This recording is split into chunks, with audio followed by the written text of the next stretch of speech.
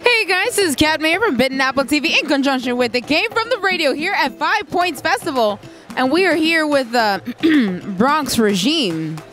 History that you'll never see with women of color before. I had to. I could not let that go by. I was like, oh my God, her name is Regime, for those who haven't read the titles at the bottom. Oh my God, awesome name. Kudo points to your mom. Mom, I still love you. My name is kind of cool now, but not as cool. Please do tell me more about what you guys are doing here. I mean, we got Bronx heroes. You have, oh my God, the Rippers. That's a whole other level I didn't expect to see on this table. What's going on here? Well, we have a mixture here today. I'm sharing a booth with Bronx Heroes Comic Con along with my company Lockett Productions. And the overhead company organization is Women in Comics Collective International. We host events across the country, such as panel discussions, workshops, art shows, and our own comic book convention, which I'll talk about in a bit. And we have members across the world. We have about 150 members worldwide, and we're just increasing. But these are my books. I've been publishing books for 12 years. And my flagship series is The Rippers, and The Rippers is about an intergalactic bounty hunter who's accused of a crime she doesn't remember committing. My next series is an offshoot of The Rippers, and that's Ice Witch. Ice Witch is about an assassin. She gets married, has a baby, now the company's after her child. And the last series is Eating Vampires, and Eating Vampires, that's about a young girl. She's the last of her people, and the only cure for a vampire virus outbreak. And I also have a little children's book by my mom about a little willow tree. Wow, she just went through like 6 genres real quick. That got intense. Oh my God, the Rippers. Tell me a little bit more about your protagonist and where'd your creation of her come from? Well, The Rippers actually came about when I was 17 years old. I was in a library right here in the city, and I was flipping through manga, and I saw a woman being attacked for about 32 pages. Literally like 32 pages, almost the entire book, and it really disgusted me. It made me really upset, and I decided that I want to create a character who is really not just kick-ass, but she's about protecting herself, protecting her family, and just taking care of things, exactly. And I just came up with The Rippers. I'm also a big fan of the video game Metroid. If anybody's familiar with that, I love Metroid. I love Samus Aran. We got a lot of gamers at this convention. I love you guys. Oh my God, keep going. So yeah, I was a big fan of it. I used to play it all the time when I was younger, and she inspired my lead character, Rhiannon, who is the bounty hunter in question that did something she shouldn't have done, and then at the same time, she's not sure if she actually did it. She is super powered. Everyone on her planet has some type of ability, one or another, and she got into some trouble. So the first three books is really about her trying to figure out how she got in prison, like what led her to this. So she starts to remember some things, still can't remember others, and then the last issue is sort of a very interesting prison almost break. Not quite a prison break, but a prison break nonetheless, but check it out. So basically, she's going through that moment of life that we all have, and we look back and go, how did I get here? In regards to the Rippers, who's your favorite character outside of the protagonist? I love V. V is the character here that you see with 2 guns blazing out of her own arms. She is an android. She's an android, and she's a prison guard, and she takes care of her ward, which is Rhiannon, the main character, and don't get in her way. So I love her and her blasters. Okay, just so you guys know out there, for all cell phone creators, I would gladly give up my iOS for an Android that does that. I just want that to be known. You make it, I'm yours. In regards to the Rippers, now your protagonist here, is there an aspect of herself that you pulled from yourself, or is it like maybe your mom, maybe a friend, besides the manga story that you're like, nah, she should not be taking that beating? Because every character kind of talks to you, and you find also aspects of that character always kind of either being like yourself, or it's someone who did inspire you. So who's the person that inspired this hardcore bad mama jamma? I like to say probably all the characters have a little bit of me in it. Rhiannon probably has my stubbornness.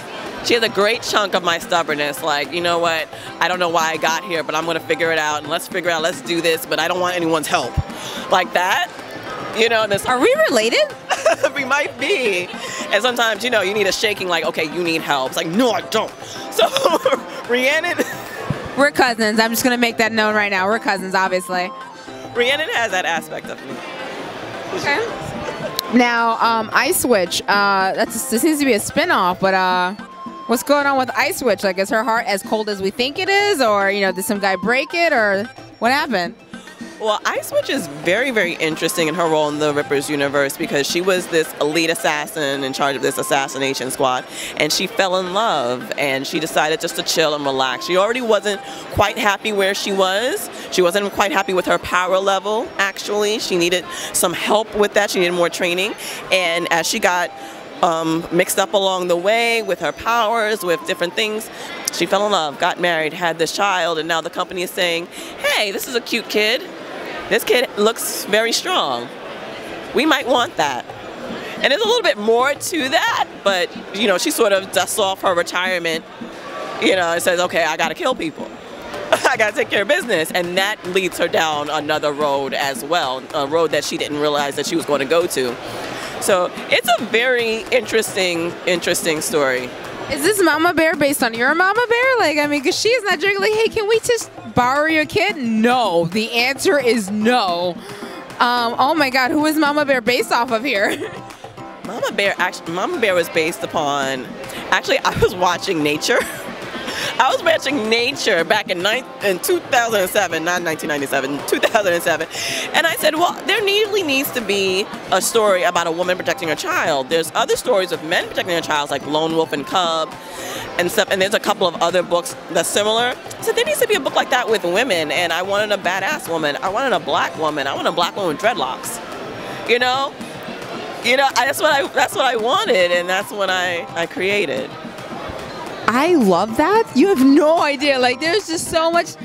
Oh my God.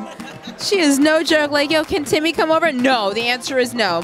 He stays with me. Like, oh my God. I absolutely adore that. And then there's another book. Wait, where am I here? And there we go. Eating Vampires.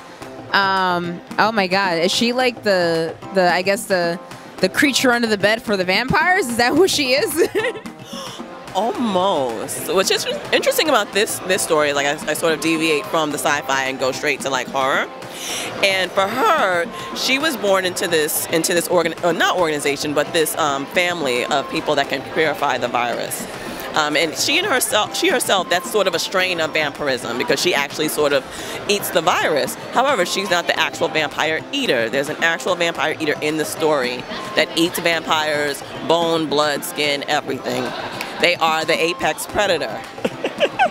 And she's almost on par with them because she's able to clean the virus, but she doesn't kill anyone. She just makes you human again. Twilight has so much to worry about right now. I'm sorry, I'm never gonna let that down. I feel like vampires are not supposed to sparkle. I loved Buffy. The softest a vampire should ever get is when Buffy had to like stab her her lover, and I was in tears. I was like, oh my God. She loves him, but she had to kill him. That's exactly what love is. What aspects and what characters do you like the most from eating vampires besides her? I love the vampire eater. The vampire eater is female. She has cornrows. She is copper brown like me. She is a brick house of a woman. She's stacked. She's strong. She's like Amazonian, but she's also graceful. She's also full of love. You know, she looks at the character Evelyn, who's the young girl, as a daughter, as her child. So it's this wonderful juxtaposition between what black women are.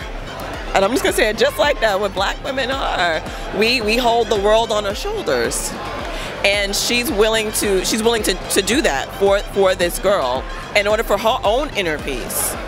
So that character, her name is Rigel, and she's my favorite. Oh man. I love the fact that you have different genres to kind of like appease everyone's different tastes. You know, you got the Rippers here, and then you have like a Mama Bear over here. Like any mom who's like, what? No one touches my babies. Then you have this aspect where it's kind of like her kid, but it's not really her kid. And then she's sort of going through all these changes and representing, you know, what a real woman really does have to go through. I'm just saying, we give birth to y'all and everyone else and then get back to work like it's nothing. I'm just throwing it out there. I'm just saying.